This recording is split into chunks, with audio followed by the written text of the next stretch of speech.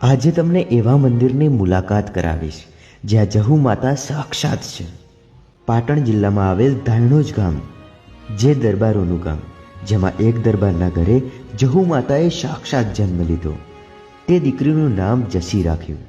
જસી 16 વર્ષના થયા ત્યારે ગામમાં એક ધૂળિયો ઢોલી, નામચીન ઢોલી હતો. તેના ઢોલના તાલે ભલભલાના પગ ઉપડી જાય. એકવાર નવરાત્રિના દિવસે ઢોલ વગાડવા ગામમાં ગયો ત્યારે જસી પણ ત્યાં ઢોલના તાલે નાચવા માટે આવે. બધી દીકરીઓ નાચી નાચીને થાકીને બેસી ગઈ, પણ જસી નાચતા જ રહ્યા. રાત્રે 3 વાગી ગયા, પણ જસી બેસવાનું નામ ના લે. ત્યારે તેમના પિતાજી આવીને બોલ્યા, 2-3 વાર કીધું કે જસી હવે મોડું થઈ ગયું, ચાલો ઘરે. પણ એમને નાચવામાં એટલું ભાન પડી ગયું હતું કે એમને કાંઈ જ ના સંભળાયું. ધૂળિયો ઢોલી પણ થાકવાનું નામ ના લે અને જસી પણ. એમ કરતાં કરતાં